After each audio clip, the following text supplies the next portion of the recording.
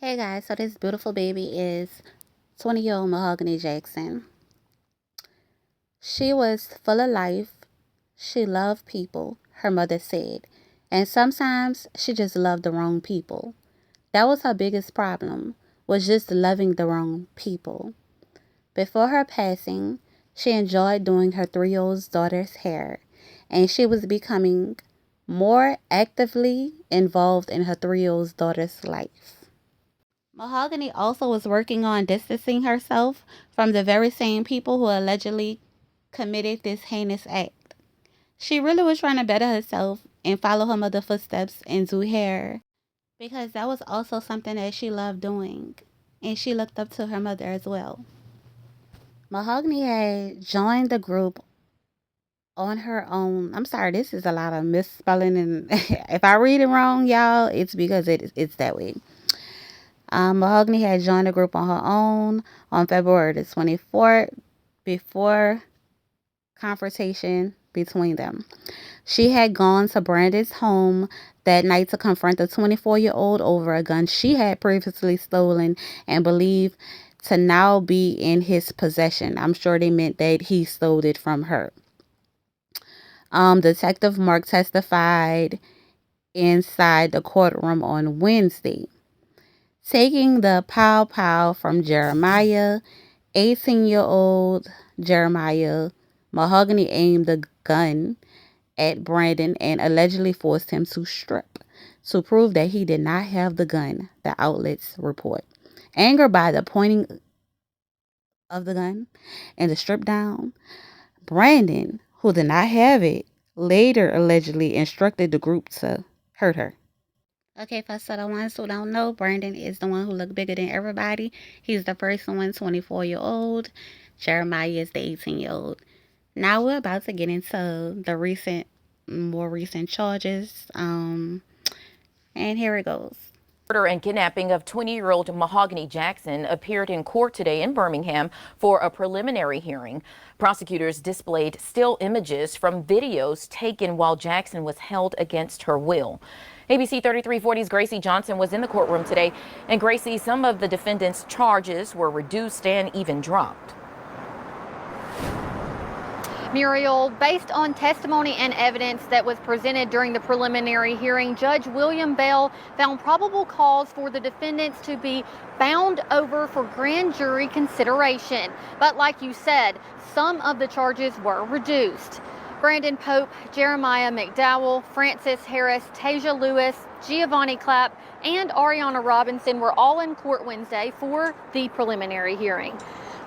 The prosecution presented graphic screenshots from videos. All of these were taken while Mahogany Jackson was held against her will before she was murdered. The photos depicted Mahogany being slapped, punched, stripped nude, and forced to perform sexual acts while held at gunpoint. Jefferson County District Attorney Danny Carr discussed the nature of the videos. Sheer brutality, the barbaric nature of it. You can't substitute that by just the photos. There are 8 videos total, initially brought forward to law enforcement by an acquaintance who was able to provide copies of some of the videos and direct investigators to Jackson's body. Investigators discovered 3 additional videos late Tuesday night.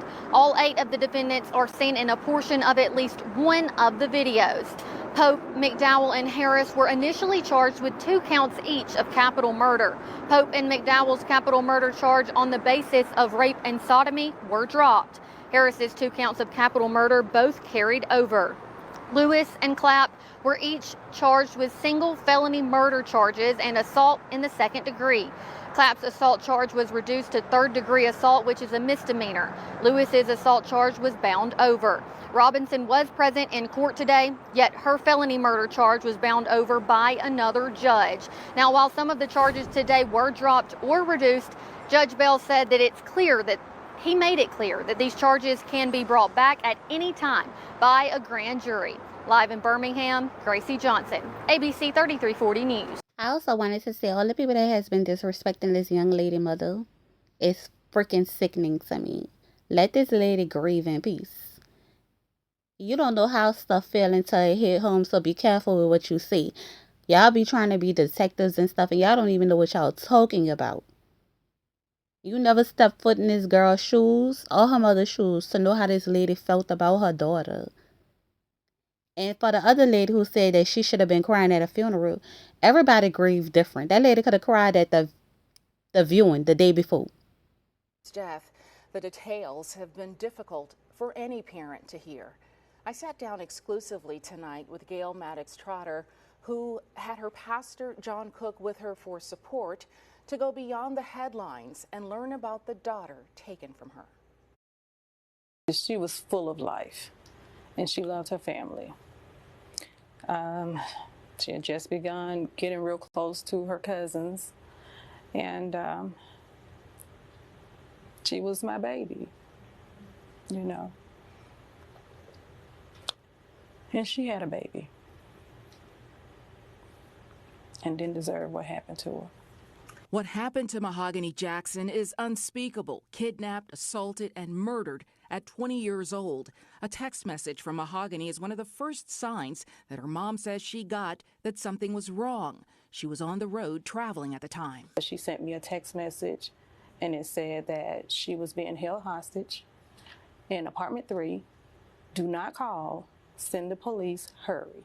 In our interview, she talked about the timeline for police to arrive at that location and what was going through her mind. Because in your heart, you know something's not right. I knew something was wrong with my child. Let me tell you something. Mahogany is not the type of person. She's tough. Let me tell you, she's tough. She's not the type of person that's going to call for help if she does not need it. She was afraid. And I know that because that's my child. You see, so far 8 people have been arrested. 1 child. 1 20-year-old, but she weighed like 115 pounds.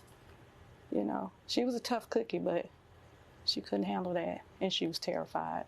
According to Birmingham police, the 8 people charged in the death of Mahogany Jackson are all acquaintances. When you got that call that she had been found, who called you?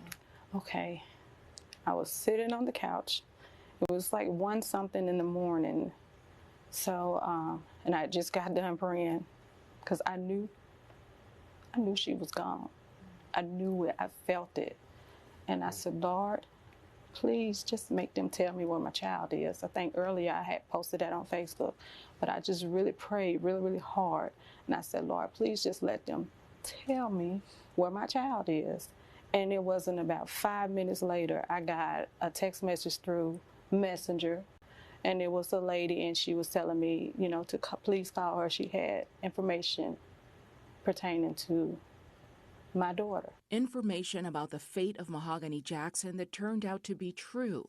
A message Gail Maddox Trotter says came from a woman who, too, was a mother. What did you think of that act, that mom intervening in that way?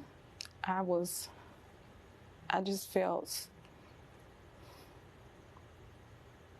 I was thankful. I was thankful. She had this message for young adults. But ultimately, my goal from this, what has happened to my daughter, is that other kids her age will recognize and realize when your parents tell you, hey, this person, they don't mean you any good. They don't have your best interest at hand. Leave this person. Take heed and listen, because this is something that could happen to you. And I'll be sharing much more from my interview with Gail Maddox Trotter in the coming days.